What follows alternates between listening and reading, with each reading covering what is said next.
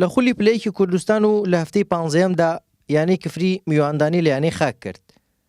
گێمی یەکەمی یاریەکە بە هێرشەکانی هەردوویانە بۆ سەر گۆڵ یەکتر دەستی پێکرد و دوای چەندین هەوڵی گۆڵکردن سەرنجام یانەی خاک لە خولەکی 39دا لە ڕێگەی هەوراز ئیدریسەوە گۆڵی پێشکەوتنیان تۆمار کرد.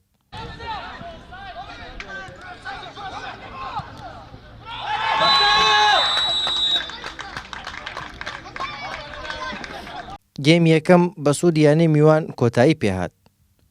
لەگەڵ دەستپێکردنەوەی گێمی دووەمیشدا لە خولەکی 47 یانەی خاک جارێکی تر تۆڕی گۆڵ یانەی کفری هەژاند و گۆڵی دووەمیان تۆمار کرد. دواتر و دوای ئەو گۆڵە هەردوویانە هەوڵی گۆڵ تۆمارکردنیان دەدا، بەڵام نەیانتوانی و سەرنجام یاریەکە بە ئەنجامی 2 گۆڵی بێوەڵام لە بەرژەوەندی یانەی خاک بە کۆتا هات. ئەم ڕۆژ دووبارە توانیمان 3 خاڵ یاریەکە بەدەست بێنین. وەکو ئەزانن ئەمە 8ەم یاریە لەسەرێک ئێمە بردنەوە تۆمارەکەین.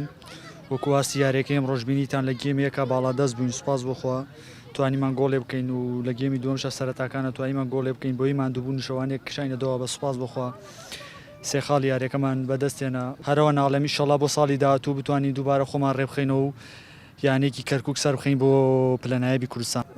ئەمڕۆ لە نێو یاریگای خۆمانە بەرامبەر خاک توانیمان یاریێکی زۆر باش ئەنجام بکەین، بەڵام بەداخەوە مۆفەق نەبووین.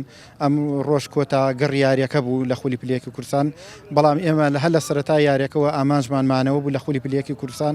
سپاس بۆخوا مانەوەمان مسوەگەر کردووە بتوانین بۆ ساڵی داهاتوو خۆمان زیاتر ئامادە بکەین. بەمەنجامەش یانەی خاک لە پلەی 3 مایەوە و یانەی کفریش لە پلەی 14 مانەوەی لە خولی پلەیەکی کوردستان مسوەگەر کرد.